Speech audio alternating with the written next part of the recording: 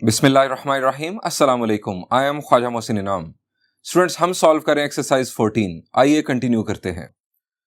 Students, problem number 19 and problem number 20। आप अगर देखें एंगल्स को तो एग्जैक्टली सेम है, सिर्फ फंक्शंस का फर्क है, इधर साइन उधर कोसाइन। मैं आपके लिए सॉल्व करने जा रहा हूं प्रॉब्लम नंबर 19, आप सॉल्व कीजिएगा प्रॉब्लम नंबर 20 होमवर्क के तौर पर। स्टूडेंट्स, यहां पर हमें सम नजर आ रहा है 4 साइंस का। क्या करें? अगर तो हमारे पास सिर्फ साइन 3 थीटा तक बात होती तो हम ट्रिपल एंगल आइडेंटिटी यूज कर लेते, लेकिन यहां पर साइन 5 थीटा भी है, यहां पर साइन 7 थीटा भी है।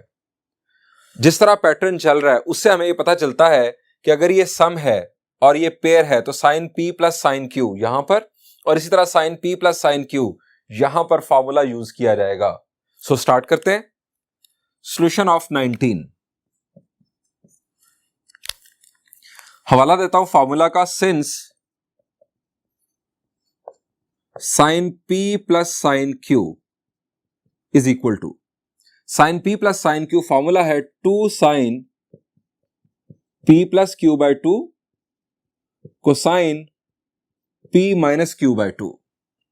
ये फॉर्मूला हम यहां पर यूज करेंगे। Sine P plus sine Q, 2 sign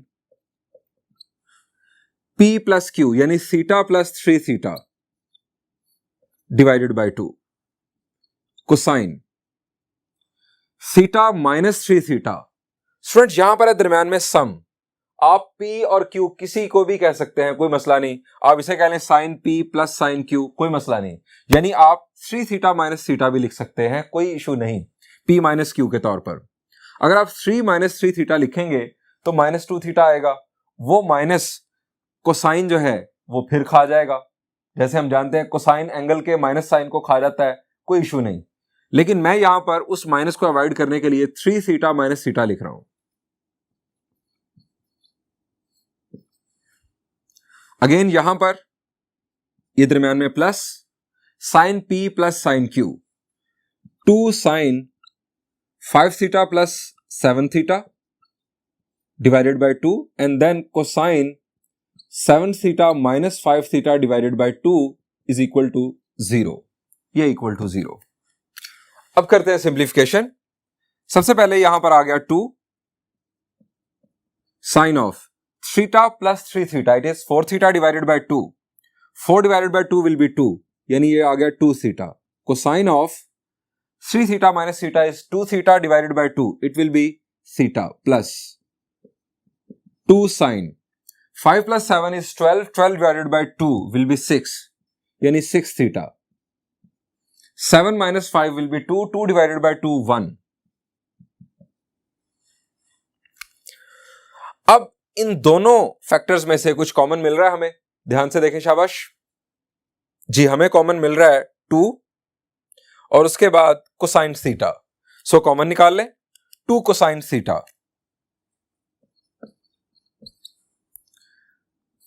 common यहां पर आ गया साइन 2 थीटा प्लस ये 2 कॉमन जा चुका, ये कोसाइन थीटा कॉमन जा चुका, sine of 6 theta equal to 0।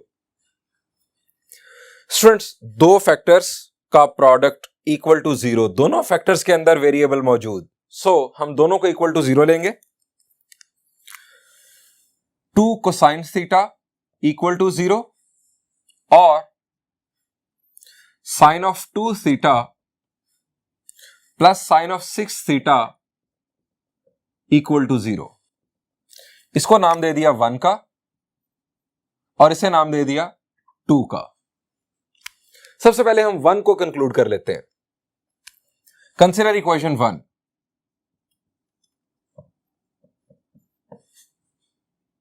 Equation 1, 2 का क्या होगा जी? 0 डिवाइडेड बाय 2 फारिग cosine theta is equal to 0।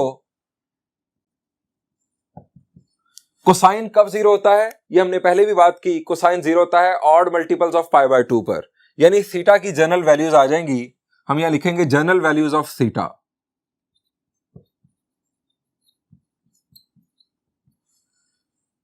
To n plus 1 pi by 2 where n belongs to set of integers. ये इक्वेशन 1 के मुताबिक हमने पहली general value of theta find out कर ली। अब हम कंसीडर करेंगे इक्वेशन 2 को। Consider equation 2। इक्वेशन 2 है हमारे पास sine of 2 theta plus sine of 6 theta equal to 0। Students यहां पर again sine p plus sine q का कंसेप्ट हम यूज करेंगे। 2 साइन p प्लस q यानी 2 theta plus 6 theta divided by 2 cosine p minus q यानी 6 theta minus 2 theta divided by 2 equal to 0। ये 2 0 divided by 2 फारिग sine. अब 2 plus 6 is 8 divided by 2 4 theta cosine 6 minus 2 is 4 divided by 2 is 2 equal to 0। दो factors का product equal to 0, दोनों में variable, दोनों को अलग अलग इक्वल टू 0 कंसिडर करेंगे। साइन 4 थीटा इक्वल टू 0 और cosine 2 theta equal to 0। Students नाम दे देते हैं इसे नंबर 3 का और इसे नंबर 4 का। इक्वेशन 3 और इक्वेशन 4। इक्वेशन 3 के मुताबिक कंसिडर इक्वेशन 3। इक्वेशन 3 के मुताबिक sine 4 theta is equal to 0। Sine कब 0 होता है? शाबाश, साइन कब 0 होता है जी? एक्स एक्सिस पर socks sine 0 on x axis. अब एक्स एक्सिस के ऊपर एंगल कौन से आते हैं जी बिल्कुल, इंटेग्रल मल्टीपल ऑफ पाई यानी general values of 4 theta.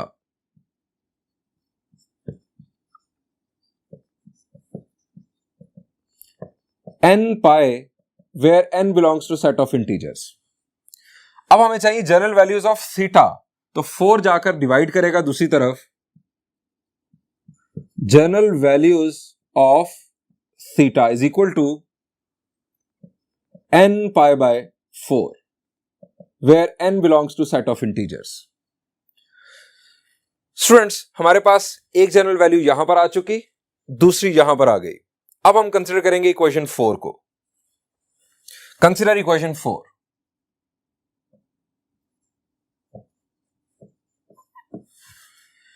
Equation 4 में हमारे पास है cosine 2 theta is equal to 0।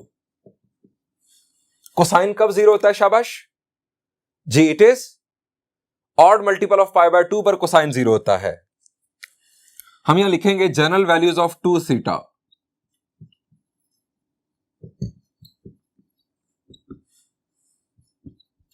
odd multiples of pi by 2 n belongs to set of integers और general values of theta is equal to, ये 2 divide करेगा दूसरी तरफ तो ये आ जाएगा 2n plus 1 pi by 4। Students हमारे पास 3 जनरल वैल्यूज आ चुकी हैं। अब हम इन्हें सॉल्यूशन सेट की फॉर्म में लिखेंगे। Hence solution set is first one odd multiples of pi by 2। 2n plus 1 का मतलब odd, pi by 2 odd multiples of pi by 2।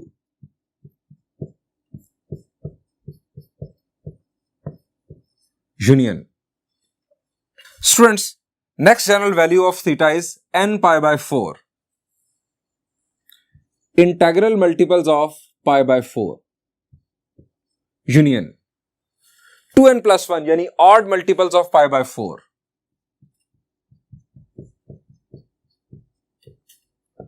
Where n belongs to set of integers. Students यहां पर again हमें सोचना है कि क्या ये यूनियन फर्दर सिंप्लीफाई हो सकता है? क्या कोई ऐसा सेट है इन तीनों में से जो बाकी दोनों का काम भी कर रहा हो? आप जरा गौर करें। स्टूडेंट्स 2n प्लस 1 का मतलब odd multiple of pi by 2 यानी 90 डिग्रीज के ऑड मल्टीपल यहां से हमें मिल रहे हैं। यहां से हमें मिल रहे हैं पाई बाय 4 का मतलब 45 डिग्रीज, n का मतलब integer, integral multiple of 45 degrees, 45 degrees के इंटेग्रल मल्टीपल, और यहां से odd multiples of 45 degrees. Students जरा गौर करें पहले इन दोनों पर। ये हैं 45 डिग्रीज के तमाम इंटेग्रल मल्टीपल और ये 45 डिग्रीज के ऑड मल्टीपल्स। जब 45 डिग्रीज के तमाम मल्टीपल्स आ गए तो उनमें ऑड मल्टीपल्स भी आ चुके होंगे। इसके होते हुए इसकी जरूरत नहीं है, जो एंगल्स इसने जनरेट करने हैं वो ये कर लेगा। इसको तो फारिग करवाएं, ये इसके अंदर दफन हो रहा है। अब आ जाएं इस पर।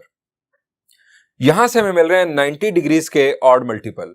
स्टूडेंट्स कोई भी 90 डिग्रीज का मल्टीपल 45 डिग्रीज का मल्टीपल भी होता है। कोई भी 90 डिग्रीज का मल्टीपल 45 डिग्रीज पर डिवाइड हो जाता है। आप सोच लें 90 खुद 45 2s are 90। इसके बाद next odd multiple of 90 degrees है 270 डिग्रीज।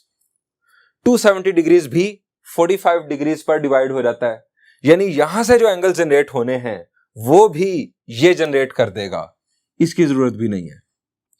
इन तीनों का यूनियन अकेला ये बन रहा है। आफ्टर परफॉर्मिंग यूनियन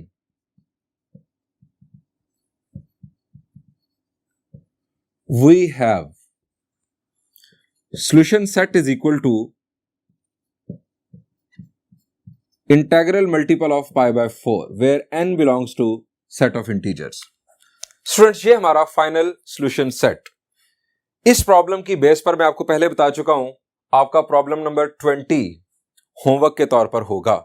स्टूडेंट्स बढ़ते हैं प्रॉब्लम नंबर 10 की जानिब।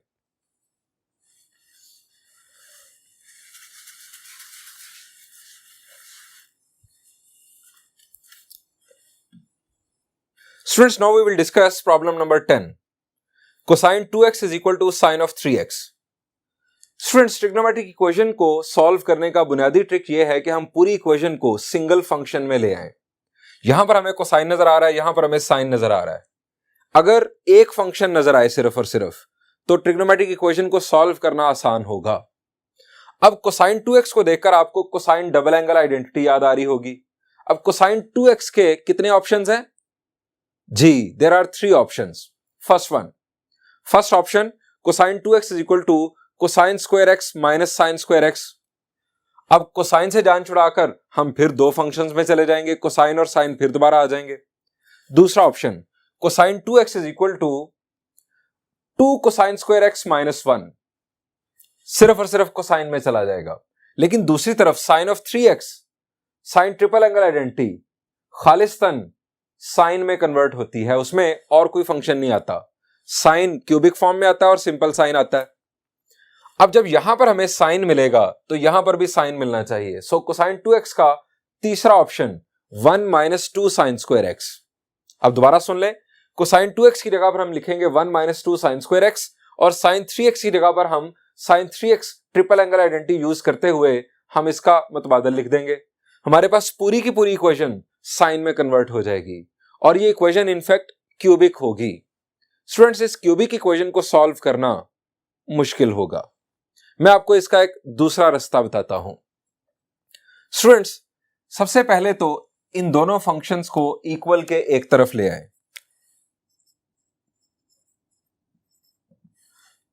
चाहे कोसाइन 2x को दूसरी तरफ ले जाए या साइन 3x को इधर ले आए। Sine 3x minus cosine 2x is equal to 0। अब यहां पर हमें नजर आ रहा है दो ट्रिग्नोमेट्रिक फंक्शंस का डिफरेंस। स्टूडेंट्स, हमारे डिफरेंस टू प्रोडक्ट या सम टू प्रोडक्ट फार्मूलाज, उनमें दोनों फंक्शन सेम होते हैं, यानी sine p plus sine q या sine p minus sine q, फिर cosine p plus cosine q या cosine p minus cosine q, यानी दोनों फंक्शन सेम होते हैं। अगर हमें यहां पर ये दोनों फंक्शन सेम मिल जाएं तो हम p माइनस q या p प्लस q का कंसेप्ट यूज कर सकते हैं। अब यहां पर है साइन, यहां पर है कोसाइन। हम किस तरह से साइन को कोसाइन में कन्वर्ट कर सकते हैं या कोसाइन को साइन में कन्वर्ट कर सकते हैं?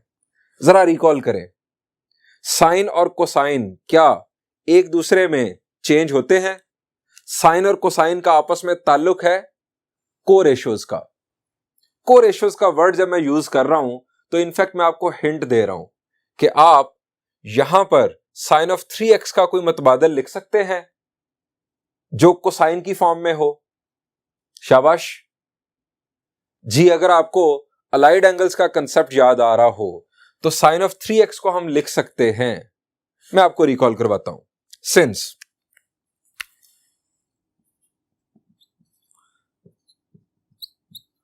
Sign of 3x is equal to cosine of pi by 2 minus 3x। Students, ये अलाइड एंगल्स का कंसेप्ट यहां पर है पाई बाय 2 का ऑड मल्टीपल। जब ऑड मल्टीपल हो तो फंक्शन अपनी को रेशो में चेंज होता है, यानी कोसाइन चेंज हो जाएगा साइन में और एंगल साथ यही अटैच होगा। अब साइन कौन सा आएगा, पॉजिटिव या negative? Pi by 2 minus 3x, quadrant कौन सा बनता है? Pi by 2 minus 3x। जी, पाई बाय 2 और प्लस नहीं है कि आप आगे जाएं, पाई बाय 2 माइनस है, यानी अगर आप अपने क्वाड्रेंट्स को रिकॉल करें तो ये है पाई बाय 2, माइनस का मतलब है क्लॉकवाइज। आप आ जाएंगे फर्स्ट क्वाड्रेंट में, फर्स्ट क्वाड्रेंट में कोसाइन पॉजिटिव होता है, सो ये भी पॉजिटिव होगा। ये अलाइड एंगल्स का कंसेप्ट हम यहां पर यूज करेंगे। हम अब इसे लिखेंगे cosine of pi by 2 minus 3x, इसकी जगह पर minus cosine of 2x is equal to 0। Students, ये दो कोसाइंस का डिफरेंस बन चुका है, cosine of p minus cosine of q, यानी यहां पर ये पूरे का पूरा ये है p और ये है q। अब हम cosine p minus cosine q का फॉर्मूला रिकॉल करते हैं। सिंस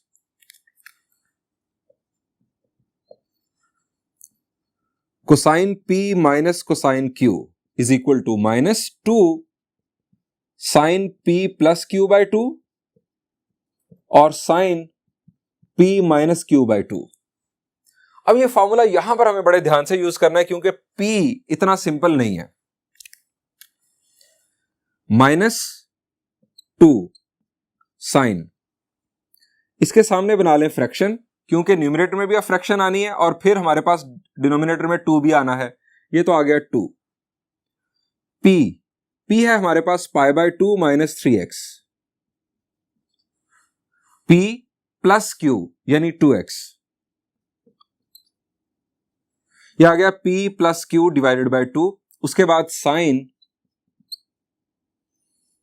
डिनोमिनेटर में 2, p माइनस q, p है हमारे पास pi by 2 minus 3x minus p minus q यानी 2x इक्वल टू 0। स्टूडेंट्स, ये -2 0 को जब डिवाइड करेगा तो 0 डिवाइडेड बाय -2 फारिग। हमारे पास सिंपल साइन, ये 2 दफा साइन हमारे पास सिंप्लीफाई होगा कुछ इस तरह से। सबसे पहले हम लिखेंगे sign -3x plus 2x, it will be minus x, pi by 2 minus x divided by 2, और दूसरी तरफ sign -3x minus 2x will be minus 5x, pi by 2 minus 5x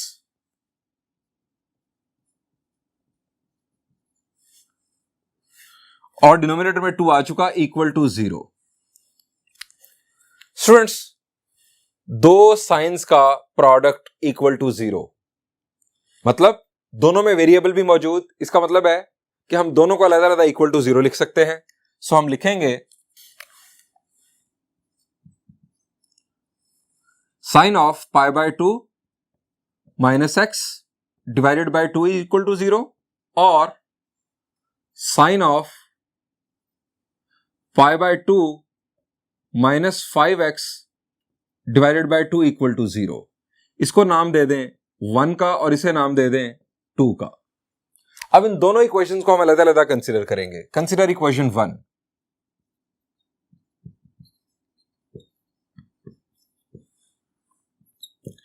sign of pi by 2 minus x divided by 2 equal to 0। Student sine कब zero होता है? शाबाश जी, sine zero, socks हमने word याद किया हुआ है। सॉक्स का मतलब sine zero on x axis. X axis के ऊपर एंगल कौन से आते हैं? इंटेग्रल मल्टीपल ऑफ पाई, यानी इंटेग्रल मल्टीपल ऑफ पाई पर साइन जीरो हो जाएगा। सो हम लिखेंगे pi by 2 minus x by 2 is equal to n pi.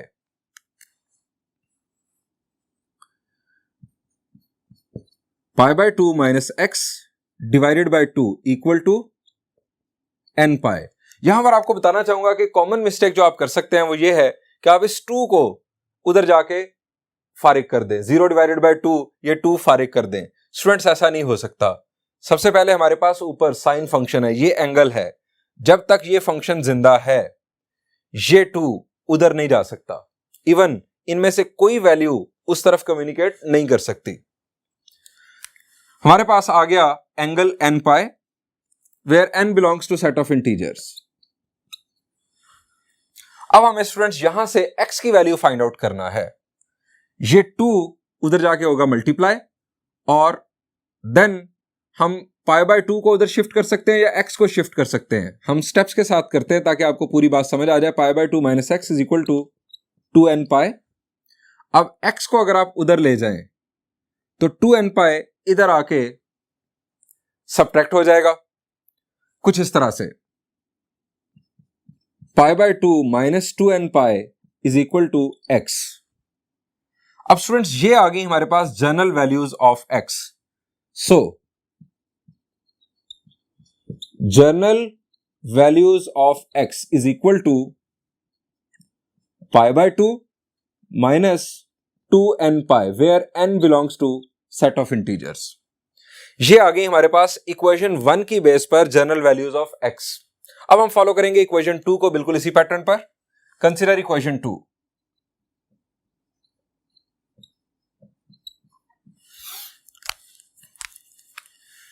It is sine of pi by 2 minus 5x over 2 is equal to 0। Sine 0 होता है integral multiple of पाई पर। हम यहां अगेन लिखेंगे pi by 2 minus 5x divided by 2 is equal to n pi where n belongs to set of integers. अब again वही काम, 2 उधर जाके मल्टीप्लाई होगा और 2n पाई इस तरफ सब्ट्रैक्ट हो जाएगा, यानी 5x की वैल्यू आ जाएगी is equal to pi by 2 minus 2n pi. ये आ गई 5x की वैल्यू। 5 को दूसरी तरफ जाकर डिवाइड कर देंगे तो it will be pi by 10 minus 2n pi by 5। ये 5 दोनों को डिवाइड कर देगा। n belongs to set of integers. General values of x are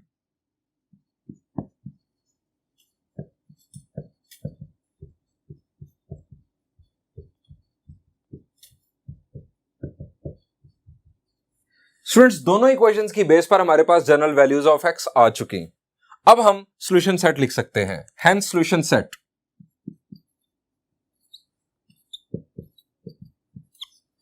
पहला सॉल्यूशन सेट हमारा pi by 2 minus 2n pi